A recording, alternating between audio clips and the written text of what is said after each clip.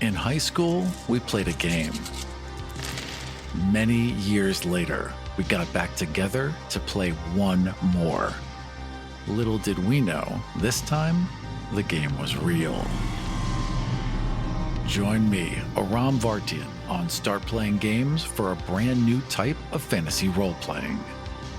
In Die RPG, you play a group of real-world, deeply flawed adults who are transported into a fantasy realm via a predatory, sinister role-playing game.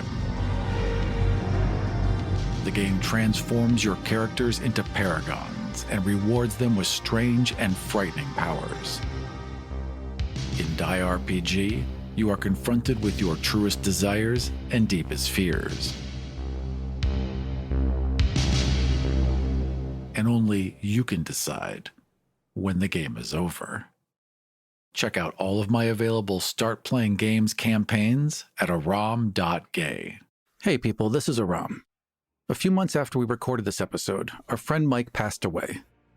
I called him a bisexual lighthouse for how bright he shined and how generous he was with that radiance. The path before us seems darker without that light, Mike, but we will look for it. We will look for it and we will share it when we catch a glimpse of it, just as you so kindly shared it with us. Thank you for that radiance, Mike. We will miss you. My name is Aram. My pronouns are he, him. I'm the producer of the actual play Dungeons & Dragons podcast, God's Fall. My name is Dylan. My pronouns are he, him, and I'm a physicist from Canada. Welcome to Kill Every Monster.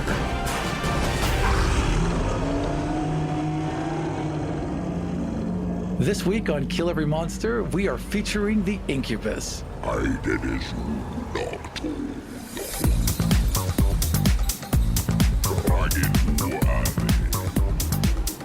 The monster manual states that succubi and incubi inhabit all of the lower planes, and the lascivious, dark-winged fiends can be found in service to devils, demons, night hags, rakshasas, and yugoloths.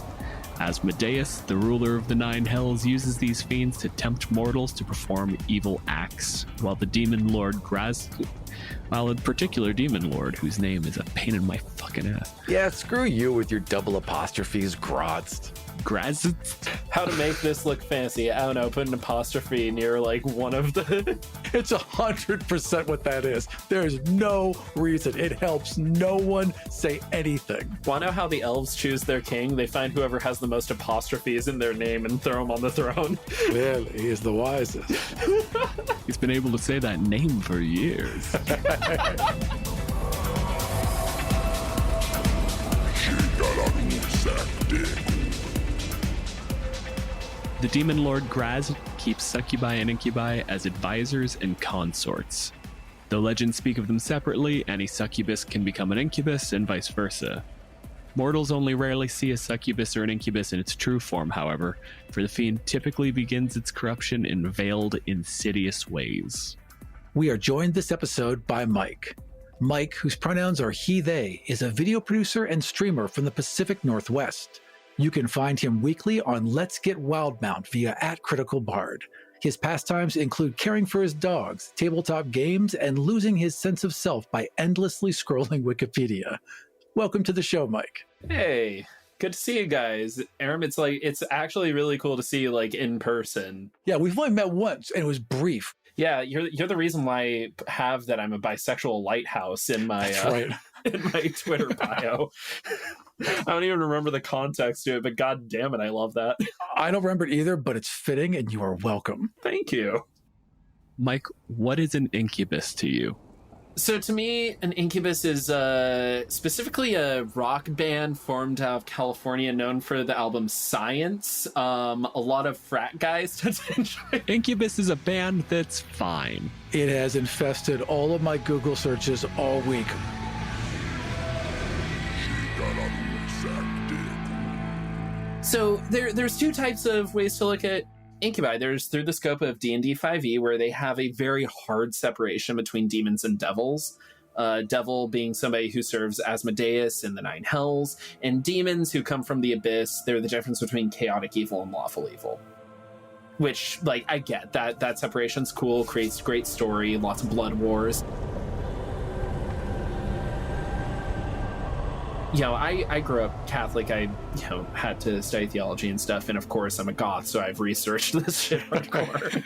So demons are all just kind of one thing in a lot of like the old Catholic lore. So an incubus is ideal, like in history, has been considered a sexual demon who's responsible for night emissions is the correct way to say it. But it's basically you wake up and you realize, oh, I've had a great dream. That was the devil tempting me, because it, medieval Catholic Church was very sex negative. Looking into this, one of the things I came across was it's relatively modern that incubi and succubi got hot.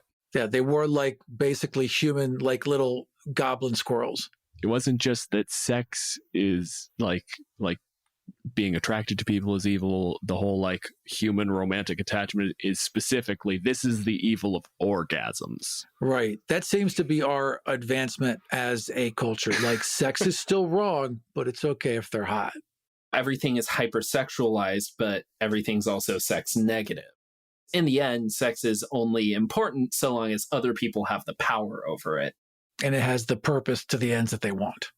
In terms of fear, in terms of, I want to say, medieval Catholicism, being able to blame things on demons did two things, specifically when it came to sex. It allowed you to push the responsibility away from yourself, possibly onto somebody else. I know you guys covered hags earlier. That was a way that sexist power was enforced by the church. In this way, it's your own personal desire was controlled by somebody else, which is the church, through things like fear of damnation, what have you. An incubus is just kind of like this concept, this like little boogeyman that we have to make us afraid of what we want in ourselves. By personifying it, by giving it a voice and its own like purpose. Like, oh, this is what's corrupting me. If I could be out of this influence, then I would be the righteous person I'm supposed to be. As much as you look through the book and you see the incubus and the succubus and you go like, fuck monster, got it. Evil, sexy. They also very specifically... Kiss monster. It's a murder kiss now. But it's a kiss monster. Sex. It's a murder kiss. It's a kiss monster. It's You're not completely a kiss. right. They do kiss. Well, they don't say where they kiss. It steps in the right direction. But in addition to the standard, sexy doom allure, they do still put it in there where it's like, this is specifically for tempting people. This is like, they always start off by coming in invisible. They have an ability that lets them just walk through walls, come over, whisper in your ear while you sleep, try to slowly tempt you, which becomes a little bit weird because they have like a charm effect, but also no actual like... A very powerful charm effect. A charm effect that goes beyond the rules normally of charm. The very first line says, one humanoid the fiend can see within 30 feet of it must succeed on a DC 15 wisdom saving throw, that's not low, or be magically charmed for a day. The target obeys the fiend's verbal or telepathic commands. And when they're charmed, that extends over planes. Jeez. Which is wild. On top of that, if they give you a command that you would suffer harm or die, you can only make the saving throw again. If you fail, you kill yourself. And that is, first of all, I don't understand why this creature gets to break those rules, because no player should ever be told that they have to kill themselves. I can tell you why, and it's because they're not trying to rule it for like the command kill yourself. This is hyper legalistic for kiss me. Oh, I don't like that either. Oh, we're going to talk about that real quick. This was the thing that I wanted to give them credit for because I remembered half of the rule, but not the other half. So the major thing, obviously, with an incubus is the kissing. They have the draining kiss ability. The fiend kisses a creature that is charmed by it or a willing creature. And I just forgot the words, that is charmed by it. Right. If you make it a willing thing, if you make it a seduction thing where the incubus has convinced the person like you want this, I am 100% on board. Even if it's like that is at least like It's all problematic then, because even then you're saying that you have to be punished for wanting to have sex. Oh, it's still problematic, but we're talking in a domain of like, you have your lines and veils. You talk to your players ahead of time. You should not be springing an incubus on an unsuspecting party. Absolutely not. This should be something you have their buy-in on. And when you know that you're playing with those themes and that idea of corruption, then you can kind of lean into those things with your players still keeping their agency intact. And there's no point where it should have been a surprise beyond like, oh, this is when that's paying off. Okay, that makes sense.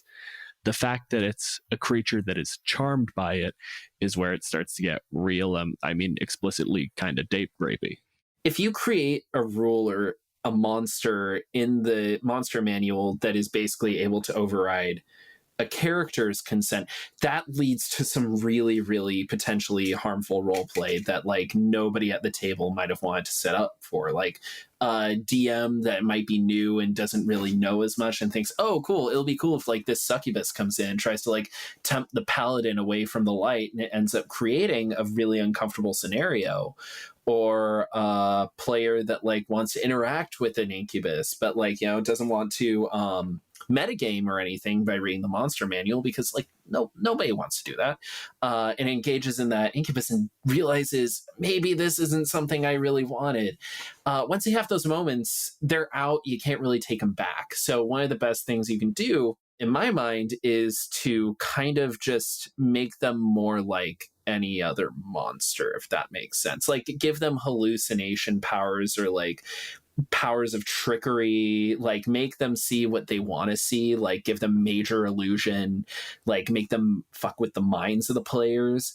But once you because then they have to interact with what the incubus is putting out there, it can still be a challenging encounter. But at this point, you're not saying you don't get to make a choice as a player, because that's kind of what D&D is all about, It also creates a situation just in terms of differentiating monsters where they're a little baffling, because specifically the fluff calls out the kiss as just an attack. It is unsatisfying. It is harmful. The person being kissed does not enjoy it, which leads into this sort of question of like, you put on a flag of like, it must be pseudo willing. It's got to be willing, give or take a charm effect. But then it's just an actual attack. So what makes this not just a vampire that does it a little differently?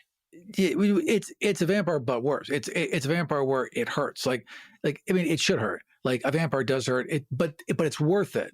You almost die, but it's so good that it's worth it.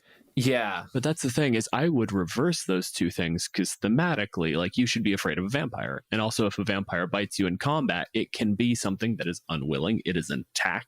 It is a thing where the vampire is trying to just directly take from you.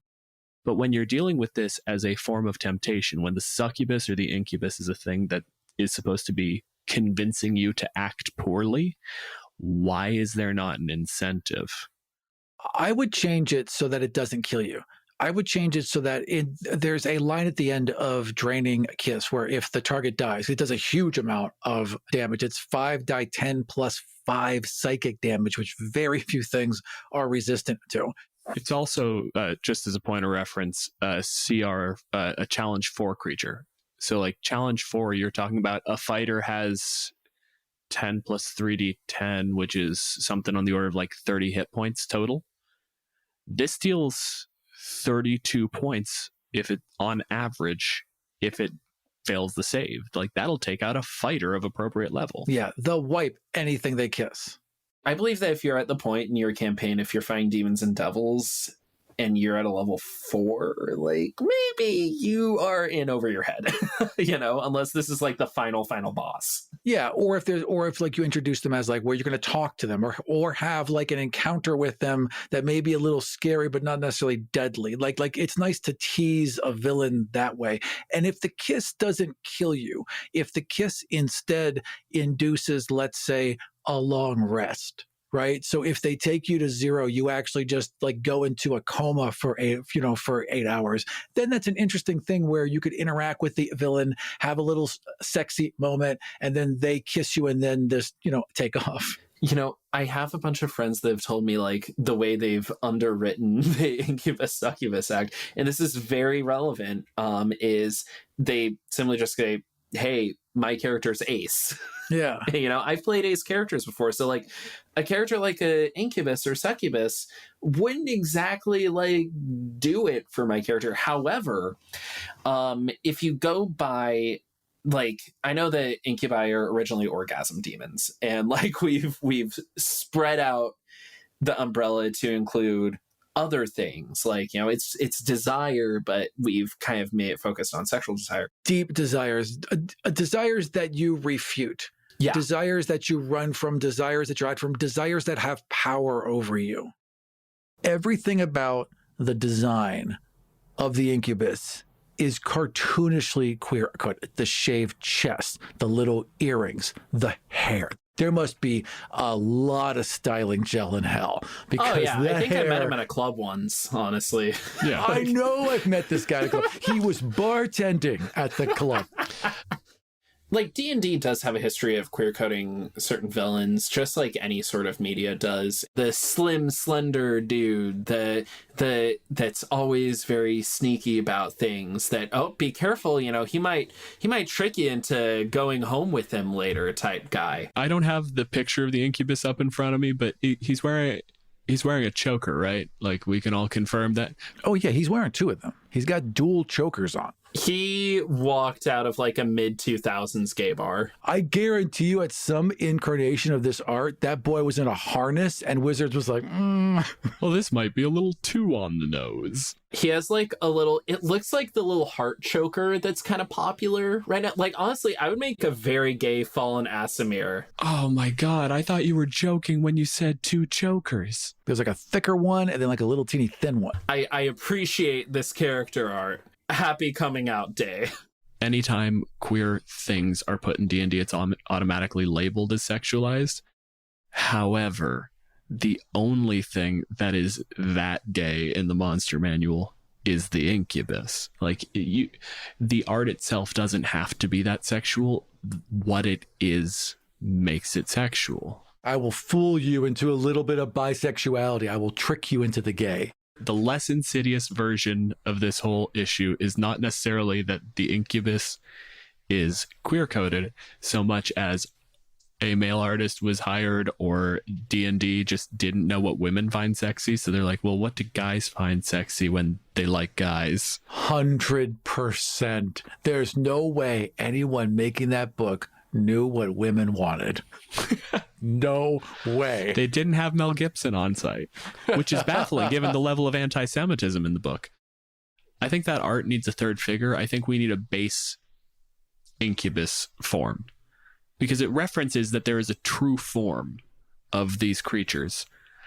So if you had this thing where it's like, this is a monster that is now starting to portray humanity instead of portraying it as a person who is switching between these gender presentations, it removes that sort of really heavily gendered aspect and that weird sort of transphobia element of it, to create like, it is fully a shape changer, not a gender in the sense that you've managed to create like the fucking mannequin state of like, oh, this one doesn't have any sexual features. Like, no, this is a hell beast. Something anti-human.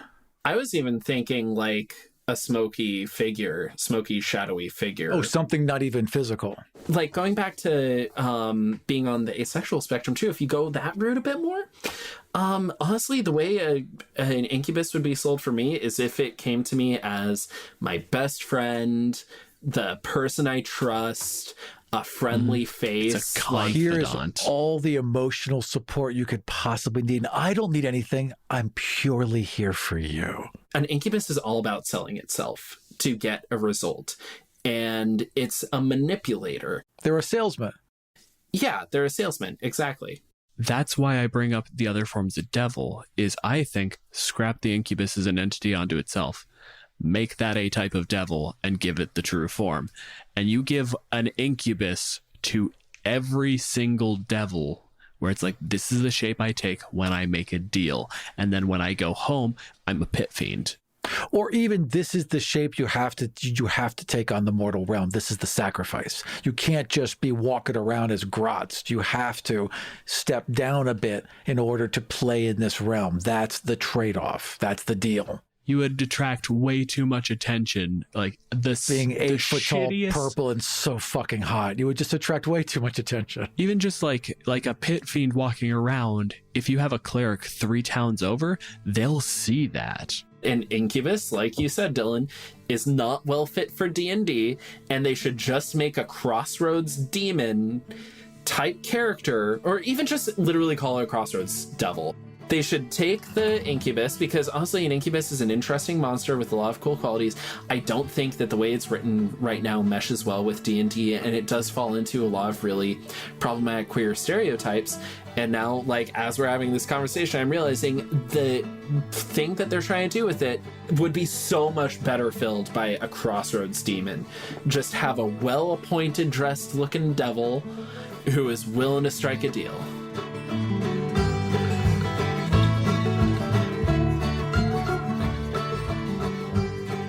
So let's come to what may be the easiest question for this one.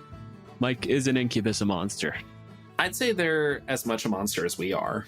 Honest to God, an Incubus is just us scapegoating natural things that we have or want. The question is, are the things we want good or bad? Like in the Forgotten Realms specifically, they're tempting you to do evil things. Now, of course, evil is relative to whoever your DM is or what Dungeons and Dragons says.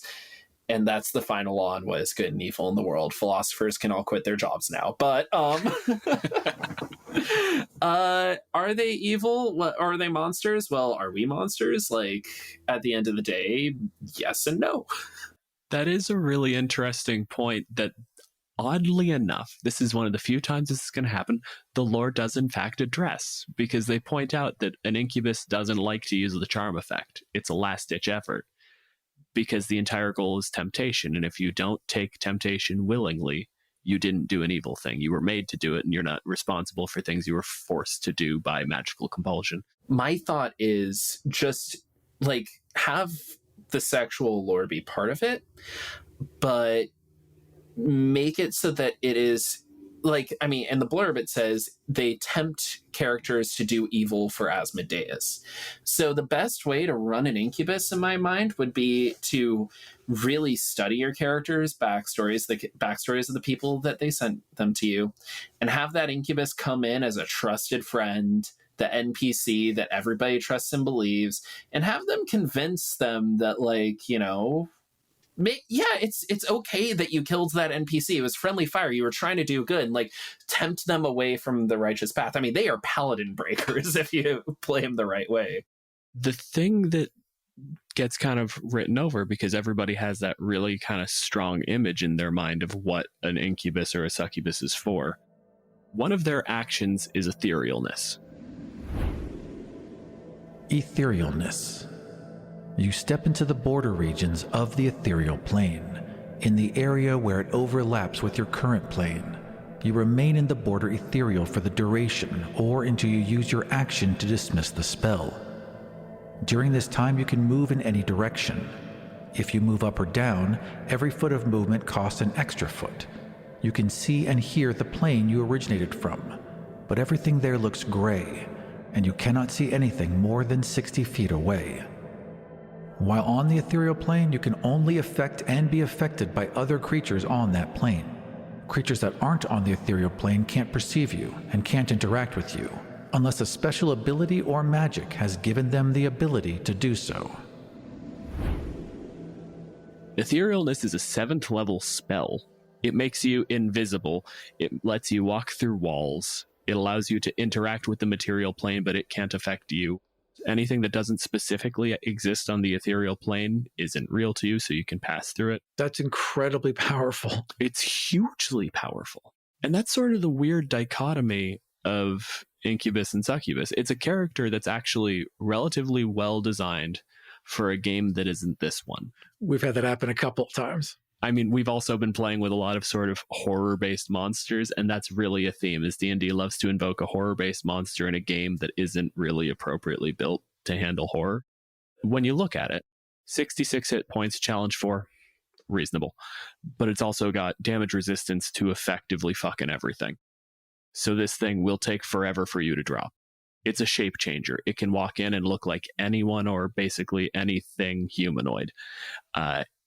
It's got its charm effect, which is a DC 15 for a charm effect like this, especially at this low level, is pretty goddamn high. That draining kiss, if it goes off, is goddamn huge. Etherealness is a 7th fucking level spell. A 15th level character gets access to etherealness, and this thing can do it at will. And it's got a claw attack that does 1d6 plus 3.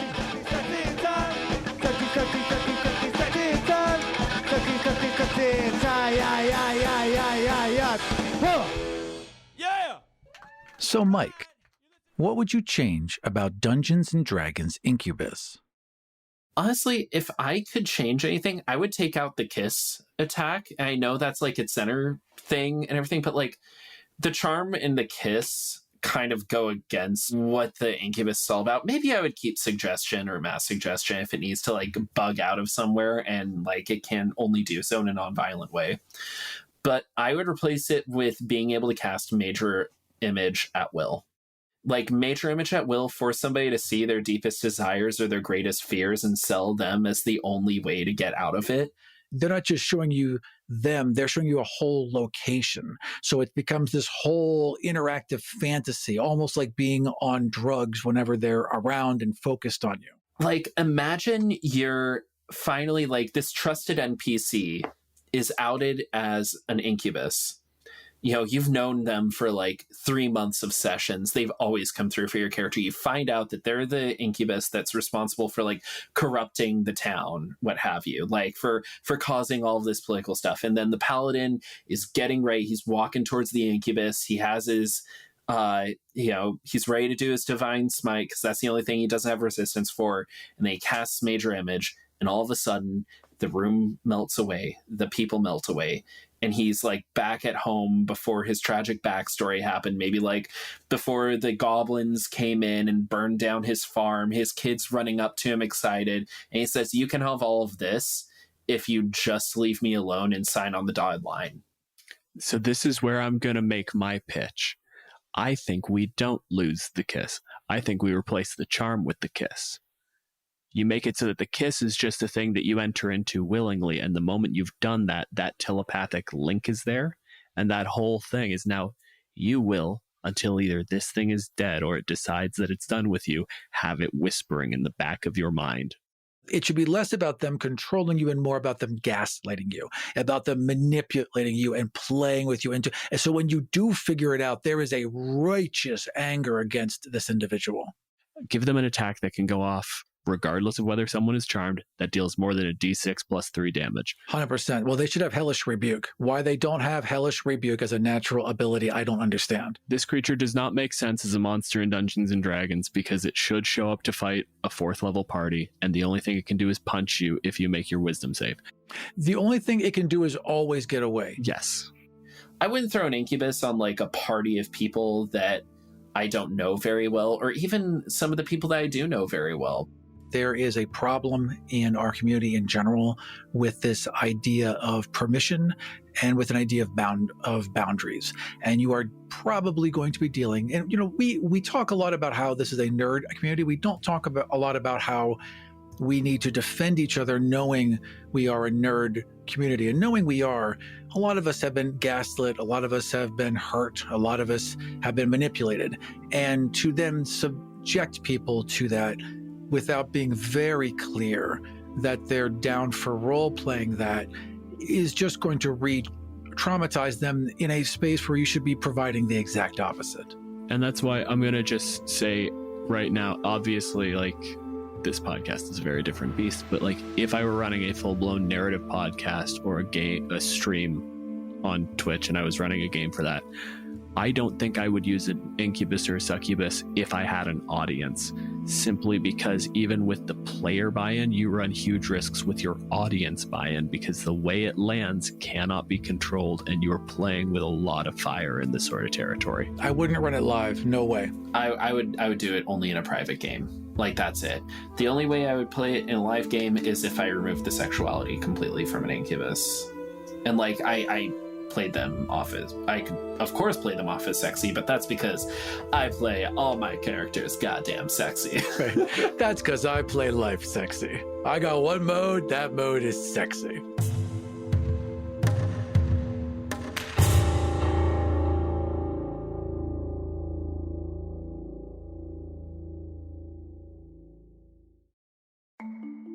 As a podcast network, our first priority has always been audio and the stories we're able to share with you. But we also sell merch, and organizing that was made both possible and easy with Shopify. Shopify is the global commerce platform that helps you sell and grow at every stage of your business, from the launch your online shop stage all the way to the did we just hit 1 million orders stage. Whether you're selling scented soap or offering outdoor outfits, Shopify helps you sell everywhere. They have an all-in-one e-commerce platform and in-person POS system, so wherever and whatever you're selling, Shopify's got you covered. With the internet's best converting checkout, 36% better on average compared to other leading commerce platforms, Shopify helps you turn browsers into buyers. Shopify has allowed us to share something tangible with the podcast community we've built here, selling our beanies, sweatshirts, and mugs to fans of our shows without taking up too much time from all the other work we do to bring you even more great content. And it's not just us. Shopify powers 10% of all e-commerce in the US. Shopify is also the global force behind Allbirds, Rothy's, and Brooklinen, and millions of other entrepreneurs of every size across 175 countries. Because businesses that grow with Shopify. Sign up for a $1 per month trial period at shopify.com/realm, all lowercase. Go to shopify.com/REALM now to grow your business, no matter what stage you're in. Shopify.com/realm.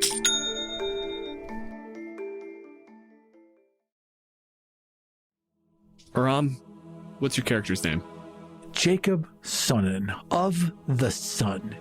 Brother Jacob Sonnen is a powerful and well-trained cleric of Kelemvor, a special agent of Kelemvor, if you will, with the Reaper Squad, a specially trained group of paladins and clerics who are more martially focused and sent out to destroy all the undead and fiends that may corrupt mankind. Well, Brother Jacob, you wake up in a comfortable bed.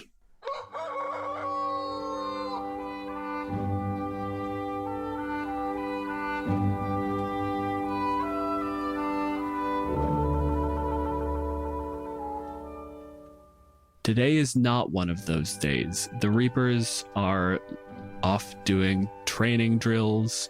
Everything is fine. You wake up to this little patch of sun. You know that thing where you wake up and you're in the dark and you just roll over and it hits just right and it's warm and you can bask in it. And you hear that voice offering you, a coffee, breakfast, just from across the room. What's your morning look like? What's your morning ritual? So my morning ritual, if I'm not going to, if I'm not like showing up at muster, right, which is usually like the crack of dawn kind of thing, I'll sleep then. I'll sleep into about 9 or 10. I'll luxuriate a bit, maybe wake up and roll around in bed a bit. Once I'm up, though, I'm up. So now it's showers, now it's working out, now it's food. It's move, move, move. I don't waste time. Wasting time is for losers. You wake up, you do just your quick morning sort of rinse. You put on your uniform, your vestments. Got to get my morning pumping before I put my uniform on.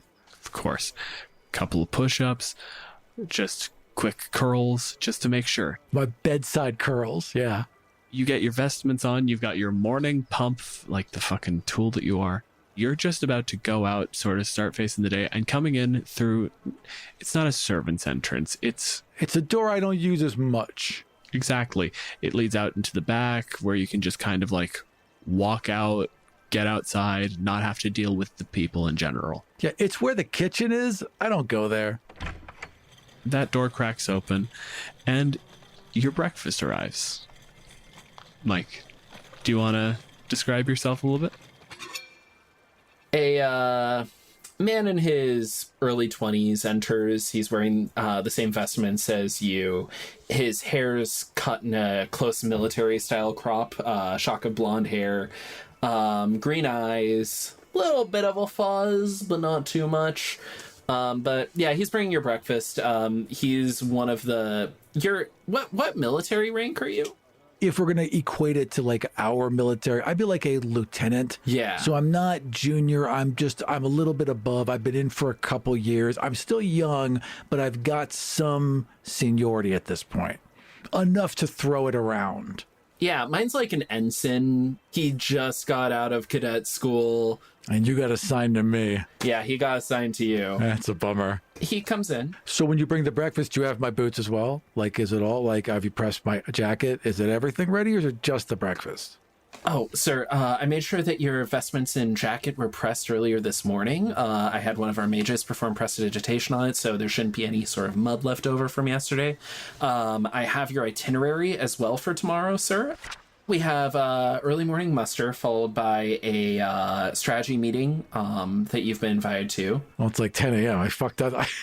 I guess I should have asked you earlier. I fucked that one up. The cadets simply stood outside. They thought that it was a lesson on maintaining discipline. So shall I pass that lesson along to them, sir? Yeah, no, that's exactly. Well, I mean, obviously it's what it was. I mean, it's not like what you thought it was. Like, clearly that's what I planned. Yeah, no, that was good of me. Excellent. Absolutely, sir. I wanted to make sure to verify that. I'll pass that on to the cadets. You don't have to always check with me about the things that I've already agreed that I do well, but I do appreciate the initiative. Thank you, sir. I one day hope to be as good of a lieutenant as you. The generals are all having a meeting in the main foyer. All right. Near the map room. Let's go. Yes, sir. So you proceed out the main door with your ensign in tow. The hallways are quiet. You can just hear that little sort of wafting of air through these sort of like vaulted ceiling, high hallways as you head towards the sort of main foyer. There are these huge double doors, and as you push them open, you're met with the wrong room. It is dark. It's lit well enough to see in, but it's like a cold fire. It's burning still in that sort of reddish hue. There is an elevated bench. There's a man sitting there. He looks tired already.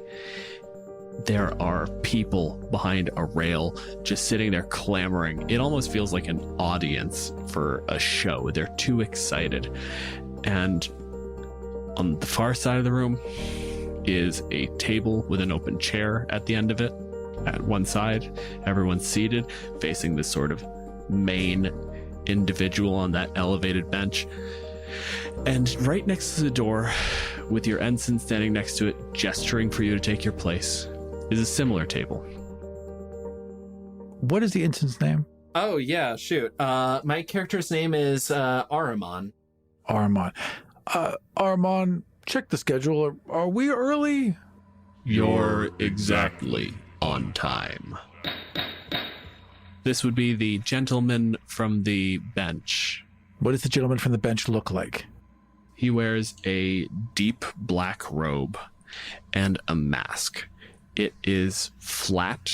It's not quite featureless. It's almost formed to the general, like, Curves of the face. It's got that suggestion. Exactly. It's got the suggestion of the face without the actual features. And when you look in, you can see eyes.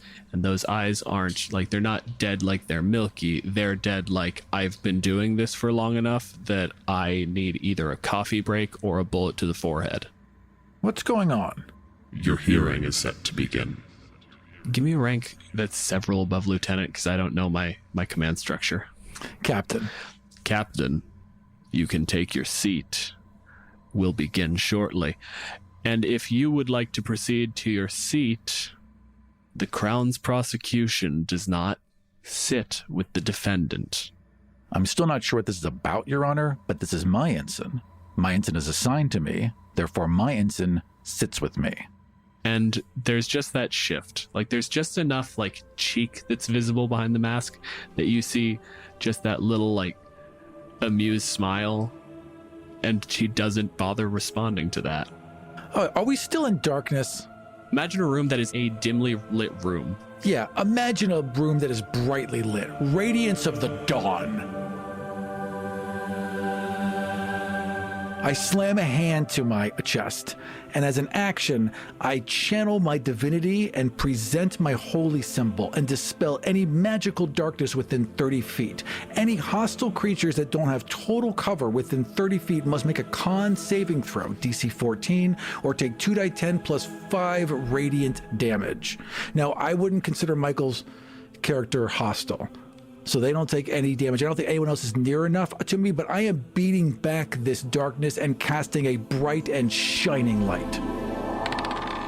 It's immediately apparent that this dim lighting is a manufactured act, because the moment your hand hits your chest, those flames go up in full brilliance. It's a bright yellow, and everything is lit warmly, and that energy just surges through the room.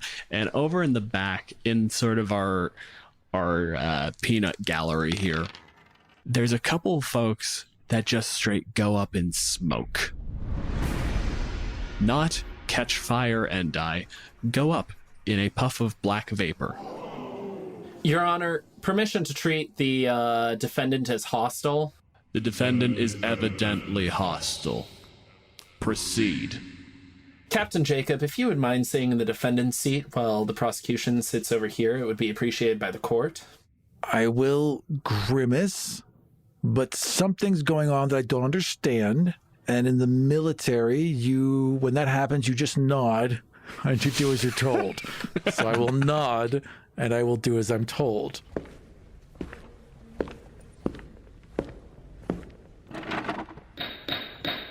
We're beginning the hearing for Jacob Sonnen, Captain of the Reapers, Priest of Kelemvor, mass murderer. Excuse me. Objection. Yes, objection. That's a lawyer thing. Objection. First of all, leading, right? I watch, shows. Second of all, if this is a trial, then I demand representation. Son, you are the representation.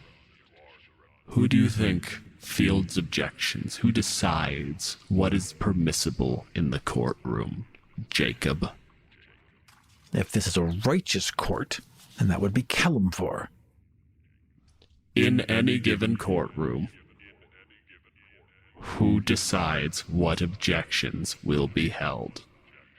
The judge, Your Honor. Who are you objecting to?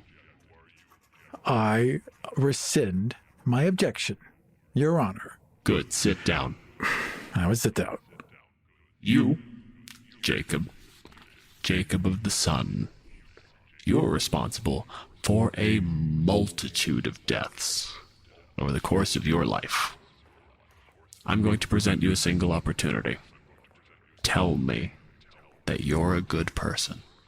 Well, I am a good person. I'm evidently a good person. I do good things all the time because I'm a good person. The judge takes this directly. I am a knight of Kelemvor. I destroy the undead, the things that walk at night, that scour the land, that hunt our children and are weak. I rid the world of monsters. I am a good person.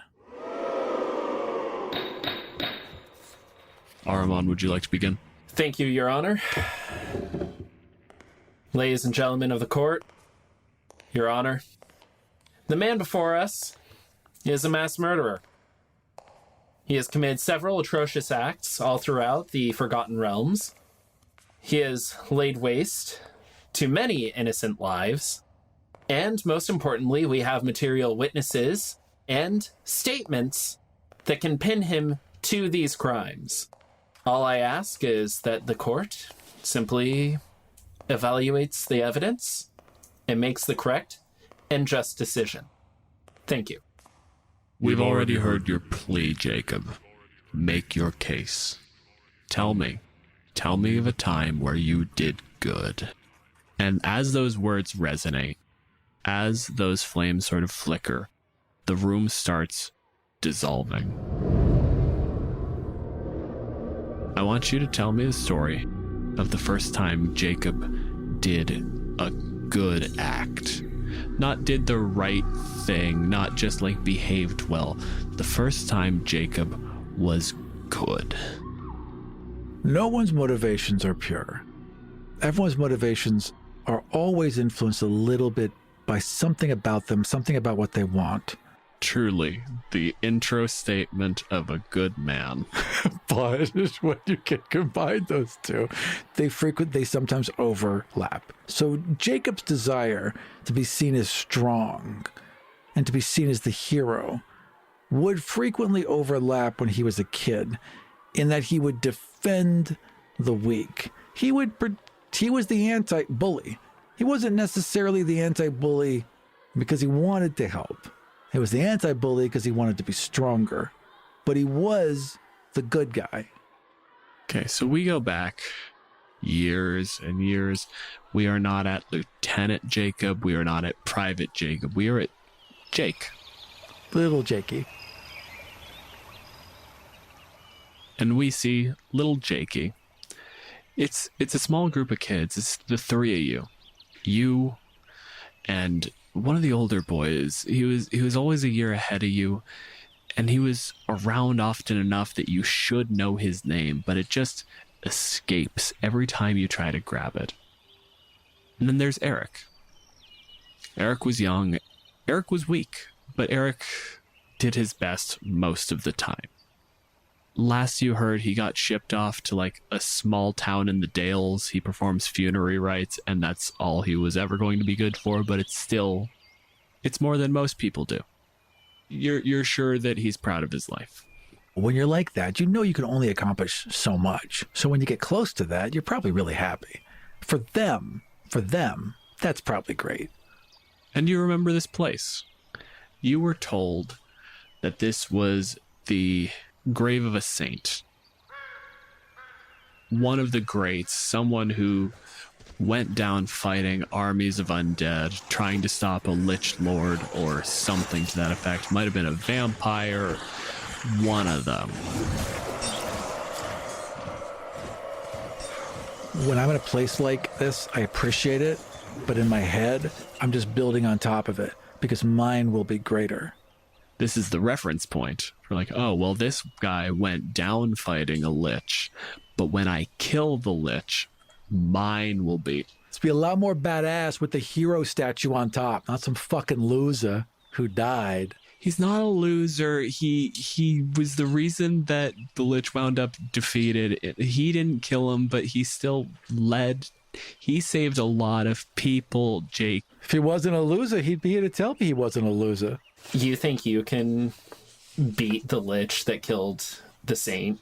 I think I can beat all the liches. I think I can stop liches from being liches. I can unlich the liches. You can't unlich a lich. Liches. You can unlich a lich. You can unlich a lich. You can find a powerful artifact that's more powerful than any of the other magics, and therefore undo. Yes, you can. You can do that. You can undo any magic as long as you're powerful enough. Can't It's all cast that any hierarchy. And you can undo everything. All right. I will cast spells. I will cast spells. If you're so powerful, then you can easily go to the cave where the saint's mace is left.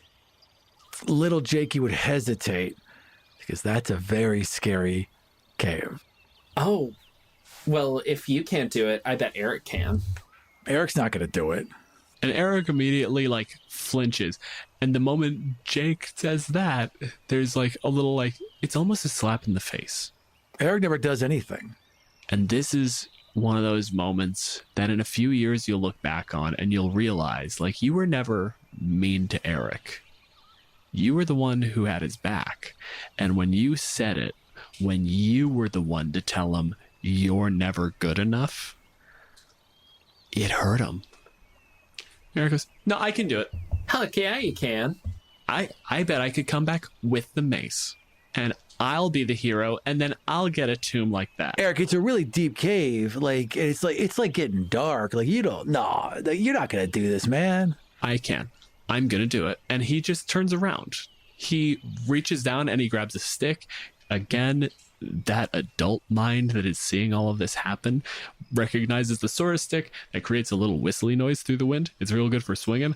That ain't gonna hit anybody. Yeah, it's like I figure that I'm having this kind of like when you have a dream. You know that this is a dream, but you're still walking through the motions as if it wasn't. It both feels as if it is and not real. Like I'm kind of suspended in that moment, right? I'm both me and also my younger self at the same time. In the actions you knew you took, but the entire time, your fully aged brain is processing in the back of it.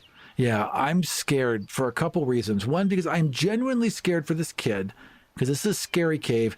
Also, like, I'm probably on thin ice. I've probably fucked around, and if I do one more thing, I'm not going to the school I want to go to, and my parents are just gonna hit me. So like, I can't let him go alone. I can't. So I'm like, Jacob, you know it's fine. what are you gonna do? What are you gonna do alone? No, you know what? It's just a cave. I'm going. I'm gonna go in. I'm going. It's gonna be fine. Yeah, No, you're Jacob, not don't do fine. it.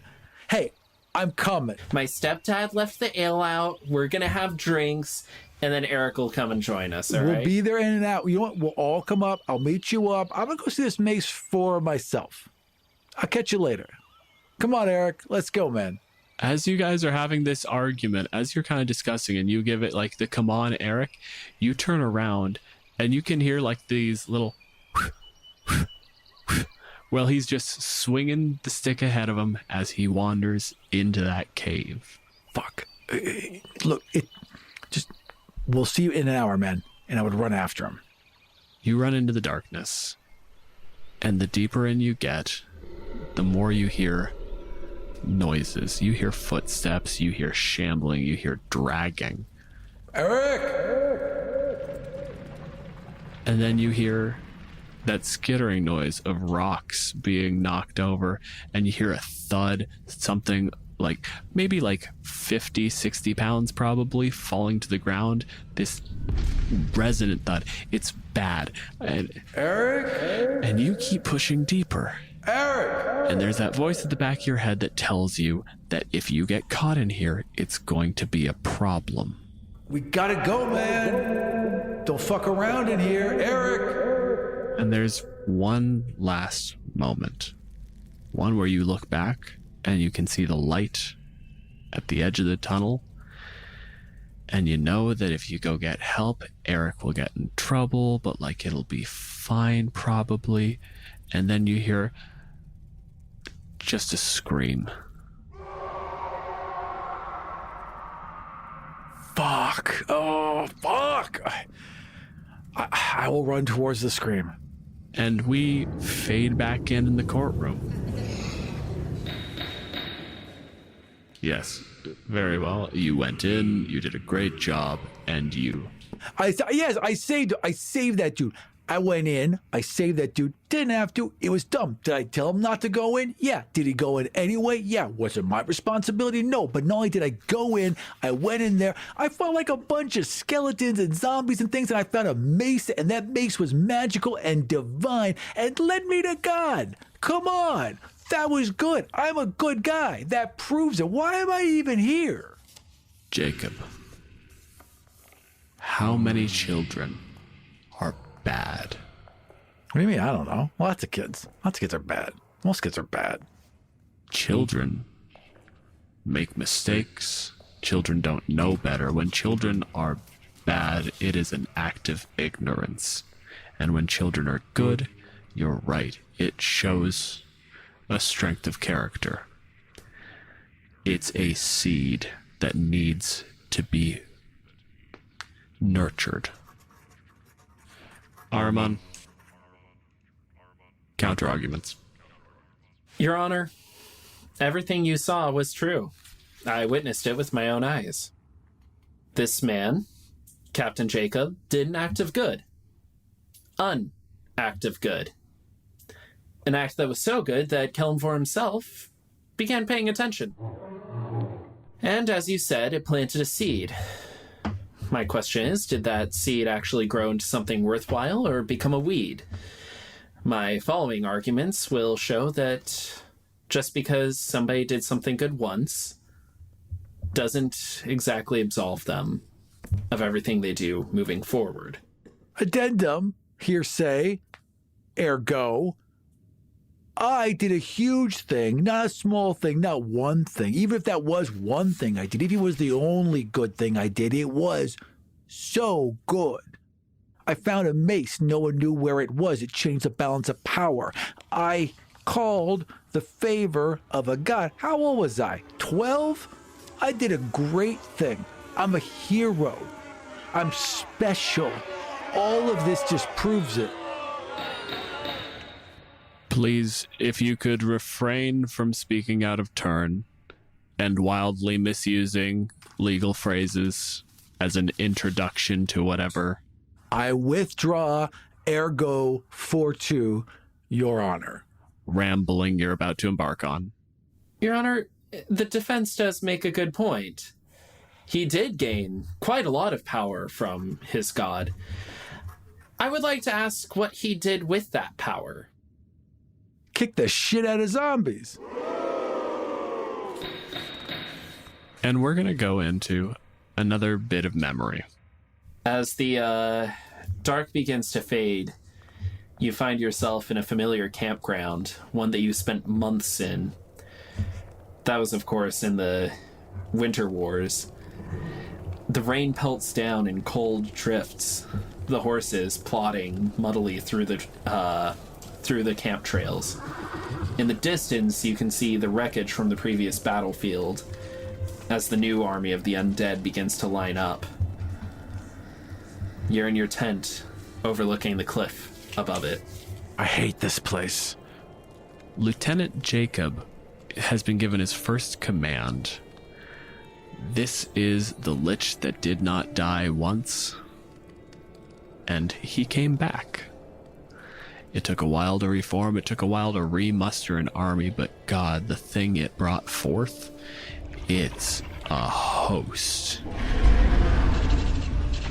Worse yet, in that time, it's been recruiting. It's not just the undead out there. Most of it is. The bulk of the shock forces, but you know that there are lieutenants, there are other clerics to gods of death like Merkel that are just a couple that you even found scrolls and writings in some of the camps you've taken with writings to Yurgle, the oldest god of death that anyone knows. It just corrupts everything. It just spreads and spreads no matter how much we fight in this. And I hate this place. I hate this place because it's cold. It's always cold and it's always wet. You know when your socks are always wet and always cold and you just can't get them dry? It's been like that for weeks. And it just like, even though there's so many other things going on, I cannot stop thinking about the fact that my socks are fucking wet and cold, and it's just wearing me down. And the only bright spot is your second. What, you know, we would call it your lieutenant, but you are in fact the lieutenant, so I mean, he's not a lieutenant, but, you know, military. And you're left sitting there just outside the command tent, kind of surveying what you can see, just making sure that matches up with the maps you have inside before you start developing the plan. What do you do? Well, I got my boots off by the fire because I'm just desperately trying to stay dry. And even though I've got plans to make, I just can't stop thinking about getting just a little bit more comfortable in this hellish fucking winter escape. I take a deep breath and focus because it's important. And I need everything to be just right. And I don't have my tea right now. So where the fuck is my tea? And scrambling in is just another like acolyte, not even a priest. No spells, no clerical ability, just someone who learned to read on scripture. They come stumbling in. The water is warm. It has not come to a boil yet. The leaves are just there, and you're gonna get leaf water. You're not gonna get tea out of this. What's your name? Sir, it's Erden. Just leave it and go. Of course. Is there anything else you need from me? Was leave it and go not clear? You're absolutely correct, sir. I'm sorry. Because did I say leave it, go, and then ask a couple questions? Or did I say leave it and go? He is continuously just apologizing and backing up and just the yes, sir, I'm sorry, sir, you were completely clear, sir. And as he does this, almost every second sentence is a glance down at your side, at this mace, this symbol of divinity and blessing that you just carry at all times. As he leaves, you at least know that he is very much aware of his station. Crack my shoulders and drink my shitty tea. It's bad. Yeah, but it's warmer than me, so I'll take it. Yeah.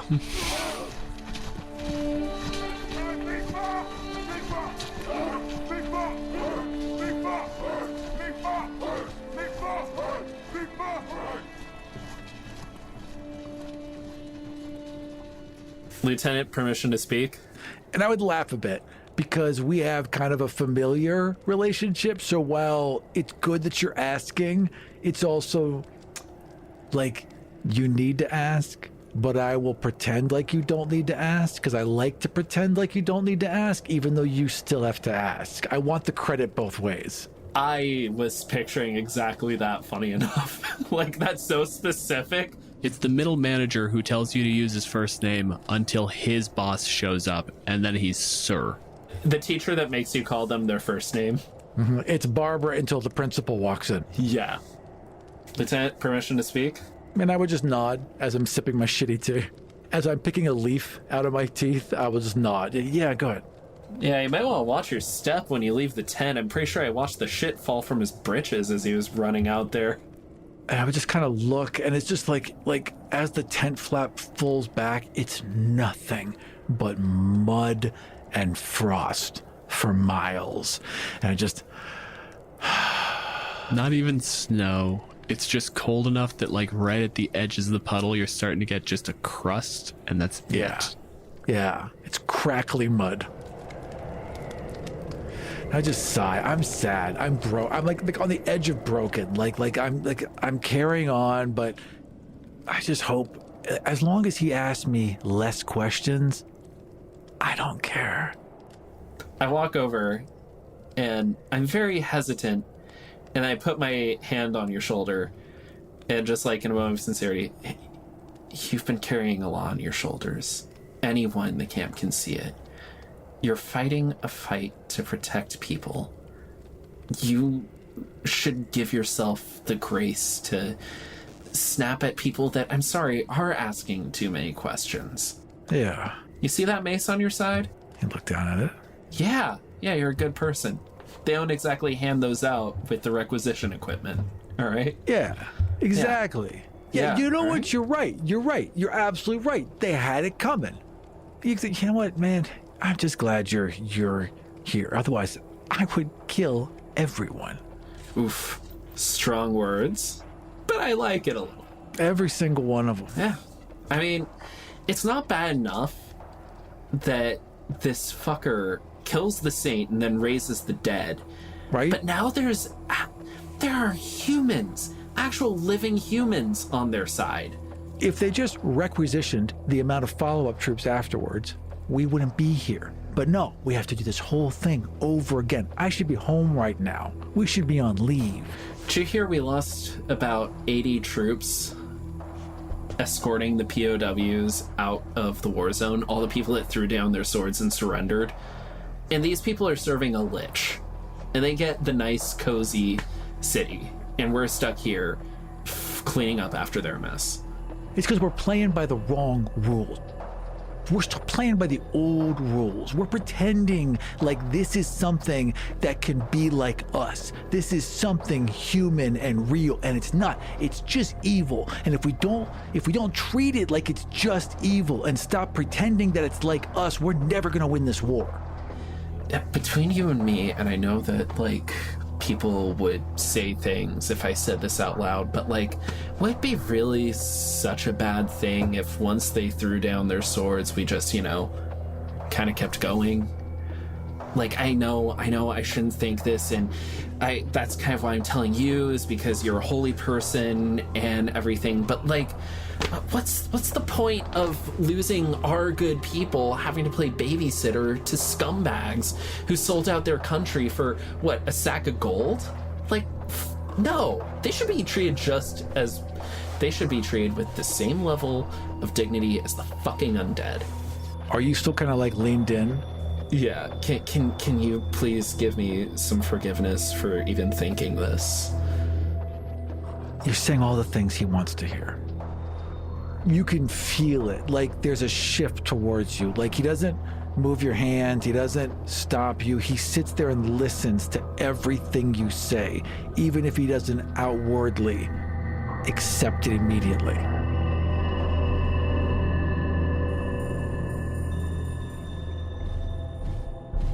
In the morning, there's a battle.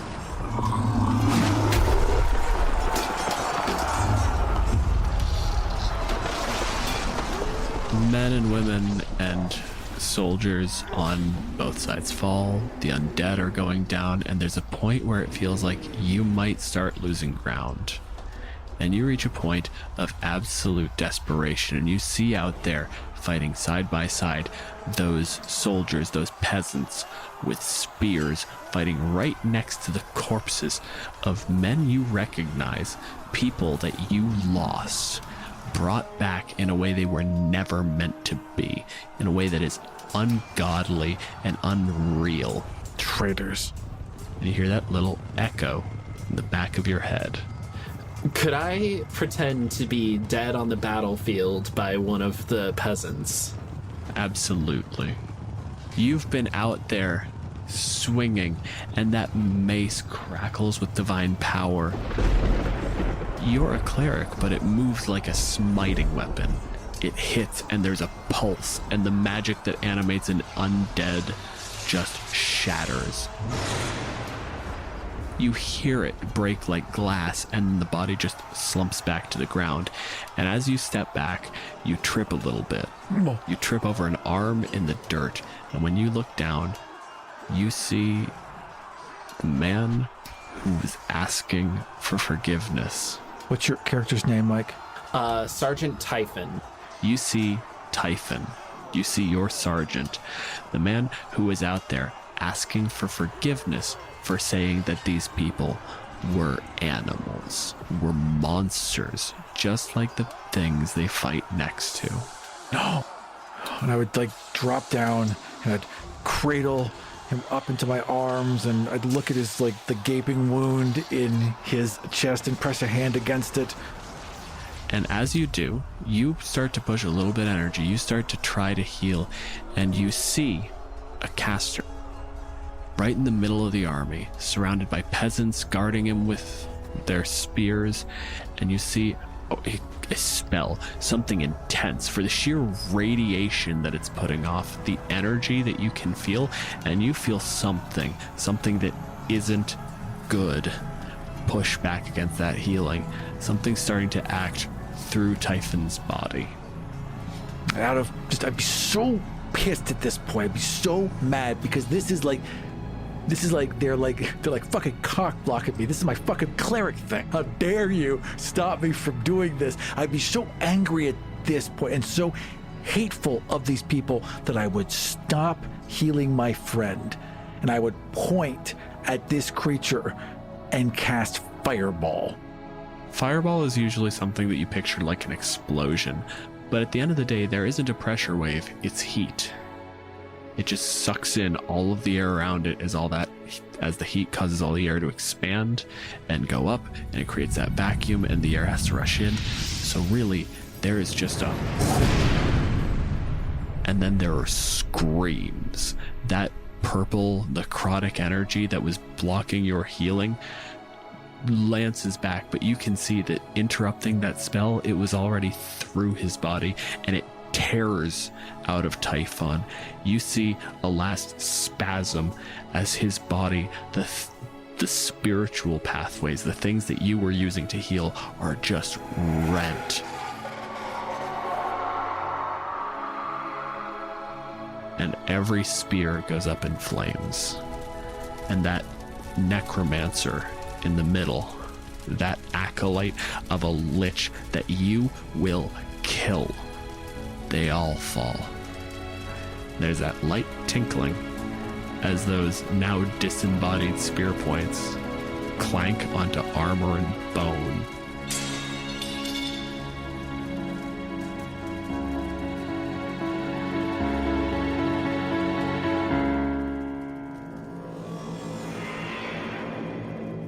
And we find ourselves back in the courtroom.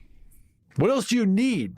I stopped the bad guy. I stopped the war. I saved everyone.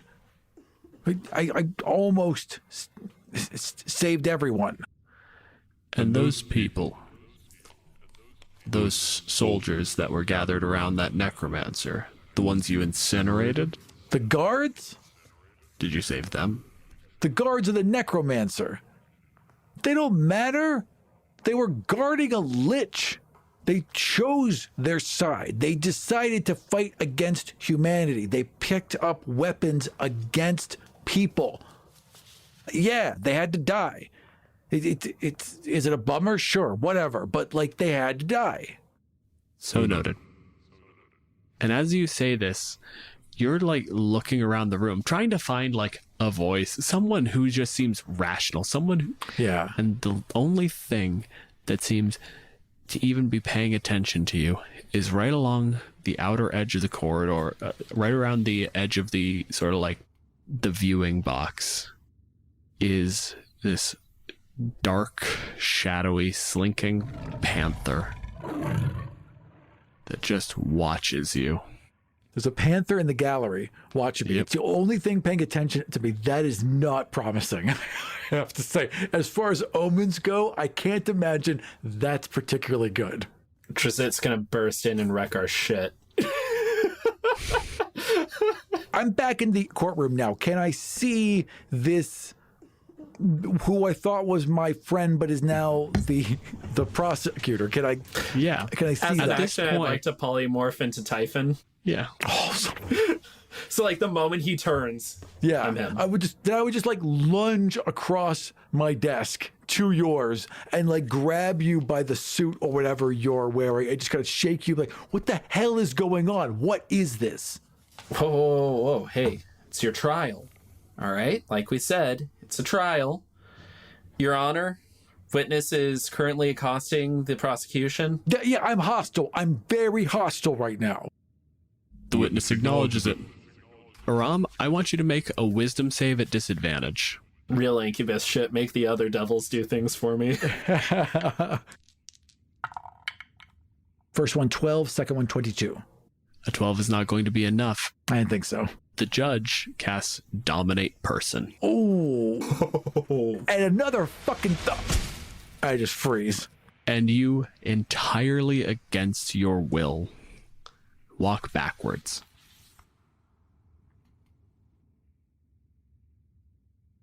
Yep. Can I still talk? I am not walking backwards out of my own. And then he just makes the gesture with his hand. Just closes. Sit down. And the judge waves his hand and dismisses the effect.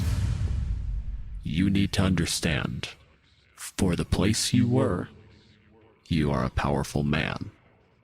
Here, in my court, you are another case.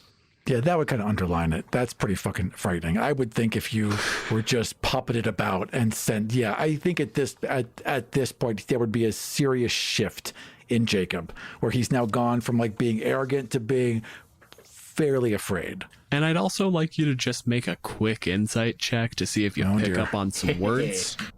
Oh, I don't think so. Or I'm not. My characters are no. Well, I actually insight. I have a +6. Hang on. Yeah. And I rolled a 2, so that's gonna be 8. Any subtext in that sentence goes entirely over Jacob's head. Wouldn't be the first time. A little too riled up. Yeah. My ego is too bruised for me to fucking hear anything right now. Your Honor, if I may. Please. It's absolutely true that Captain Jacob fought in this war, slayed multiple undead, including acolytes of a famed lich. However, in doing so, he didn't care for the collateral damage. He also demonstrated pure disregard for those under his service.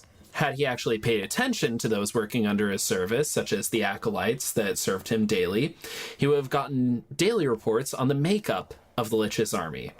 That brigade was made up of peasants who had their families stolen by the undead and were pressed into service. Rather than acknowledging such a thing and liberating those peasants from their forced servitude, he burned them painfully to death. Have you dropped the guise of Typhon yet? No, not yet.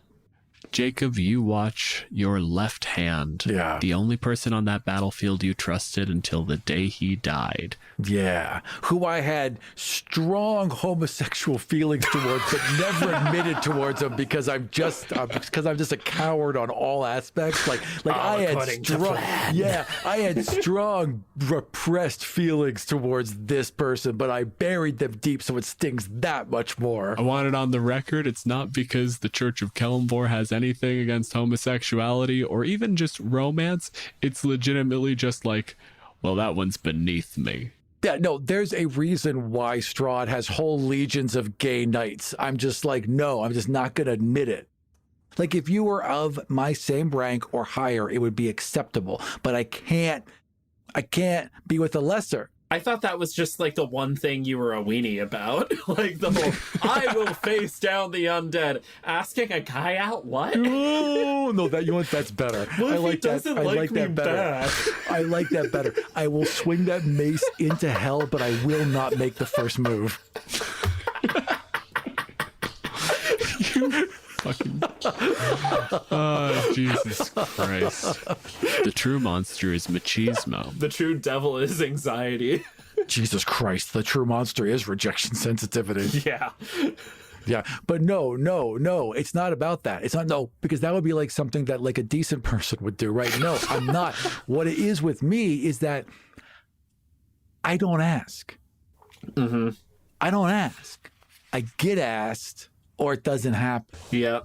And you just never asked because you knew. So you knew I wanted you, but you never asked. Because this was the easier way to pull your strings. Mm-hmm. So, yeah, you're watching me, a guy you had feelings for, throw you under the bus after you feel like you murdered a bunch of peasants to avenge me. Yeah. Have fun with that. At that point, I think I would realize it. I would be like, stop, like I was doing this for you. Like, this was about you. What is this? You did it for you. You know you did it for you. No, they killed you and I avenged you. Clearly, I did this for you. I had to be that guy. I didn't want to be that guy. It's not about being the guy, but I have to be the guy because clearly no one else can be the guy, so I saved you. Just like you had to be the guy at that school. When you're the guy, it just gets thrust upon you. It's greatness. I don't want to be great. I just am great, so I have to be great. Were you great when you burned that keep? The cult keep? They were children. They were a cult. It was a cult. We had to stop them from making more zombies. They were making undead. They were children making undead. It was a magic school, and that day they were practicing revivication. It was a training ground. It was... The day beforehand, they were practicing fireballs. I'm sure you would have given them plenty of personal tips if you had arrived a day earlier. At that point, your words would just bite, and he would just lose it. And he would turn to you, and his eyes would just rage, and he'd be like, I am a hero! And hurl a fireball at you. That side of the courtroom explodes in flames. People in the viewing box die.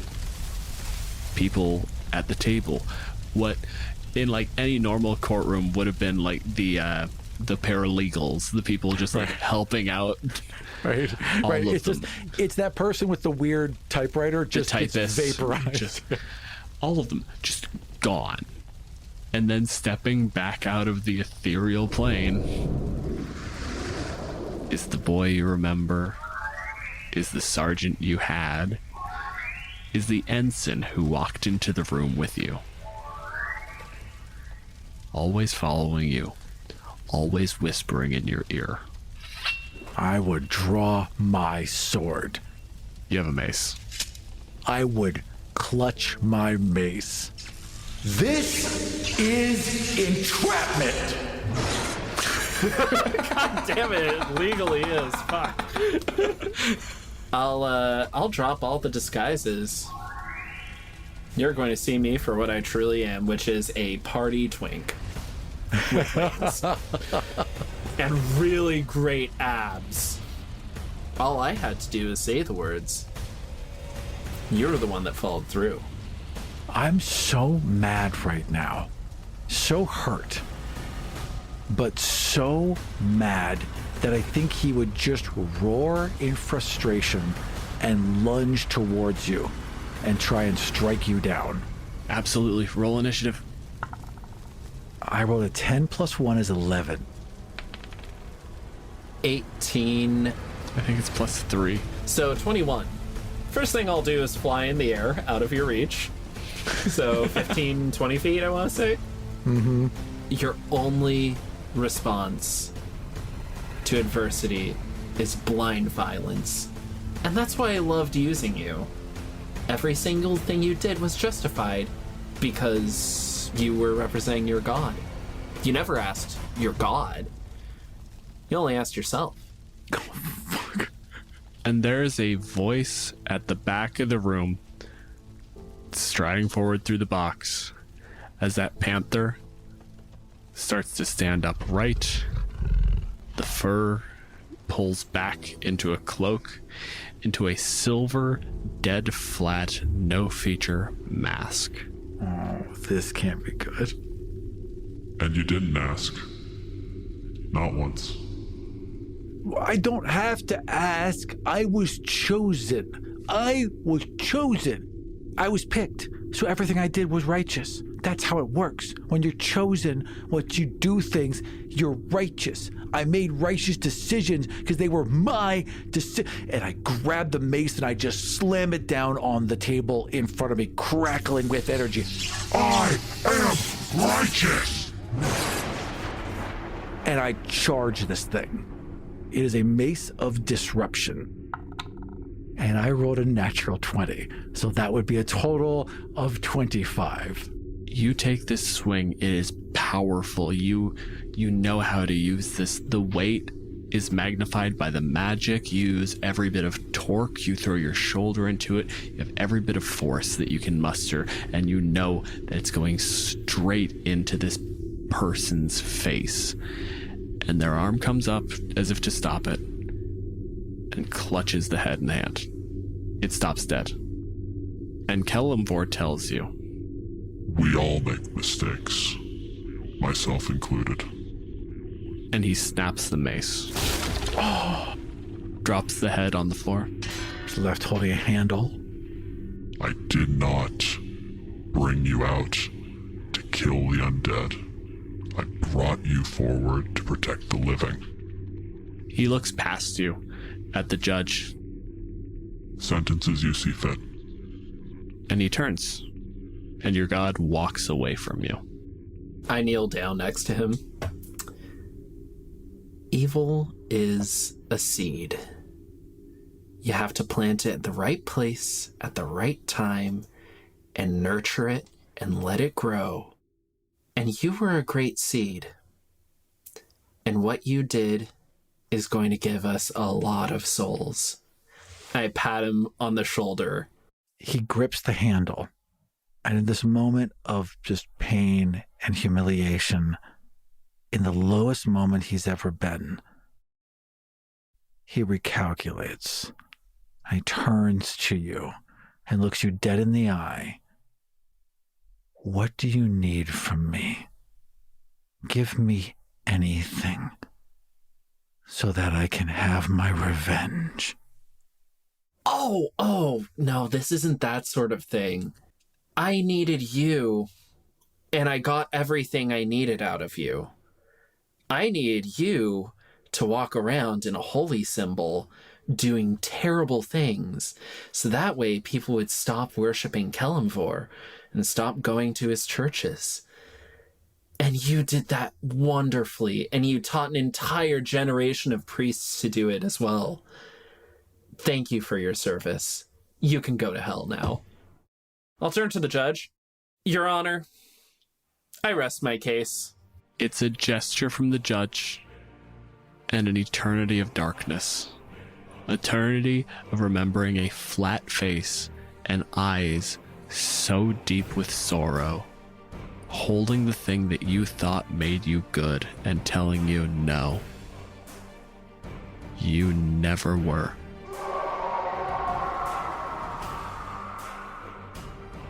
If you want to suggest creatures for future episodes or talk about the monsters we've discussed on the show, head on over to our Discord. You can find links on killeverymonster.com. And we'll see you next time For Kill Every Monster.